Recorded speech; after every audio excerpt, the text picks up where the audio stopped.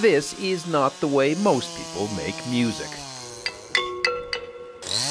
But deep in the frozen north of Norway, they have invented a form of music that is distinctly, well, wintry. For reasons that are immediately clear, they call it ice music. It's very nice. This is probably the block with the best sound today. It begins on a remote lake.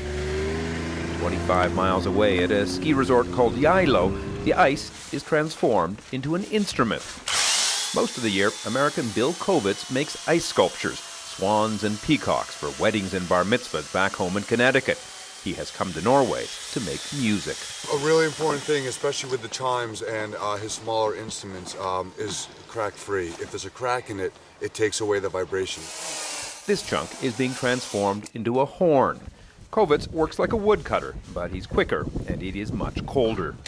Each half is hollowed out, then the block is put back together. What are you doing with the water? The water kind of pulls itself into the seam. So that's your glue? This is. That's all you need in the winter? Yeah. And that'll hold it together? Amazingly strong. Once it's frozen, it is equally as strong as when it was an original piece of ice. The horn makes a primal sound, but other ice instruments are much more poetic. Ice music is the creation of this man, Norwegian composer-musician Terje Isungset. He began experimenting with ice a decade ago. Some of the sweetest sounds come from this instrument. He calls it the isophone, a cold-weather cousin of the xylophone. And are you listening for specific notes? Are you listening for a B and a C, or? No. Well, there will be a kind of a scale, of course, and they will be tuned to each other. But first I try to find the pieces of ice that can sing. This one is very, very nice. And this is more dead, so compare the two? This is bon, this is good. It doesn't sing very long. And I can make 100 of these, and maybe 2 of them will sound good. But it's very much depending on the quality of the ice, and the ice of this year is very, very nice. You won't recognize the tunes Isungset plays. The music is improvised.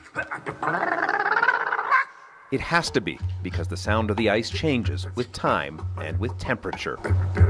The closer you come to zero, the less sound. And when you come to zero, you lose the sound. And then it's more and more dead. And then it sounds like water.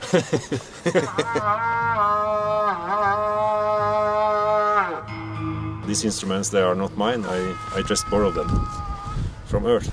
And I give them back after use. Maybe tomorrow you can drink it. My instrument, who knows? As the sun sets and the full moon rises, the audience assembles in the spectacular theater of snow and ice that has been crafted for Norway's annual Ice Music Festival. They sit on, what else, reindeer skins.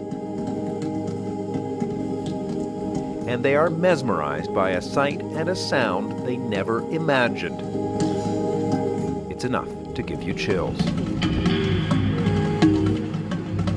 I'm Jeffrey Kaufman for Nightline in Geilo, Norway.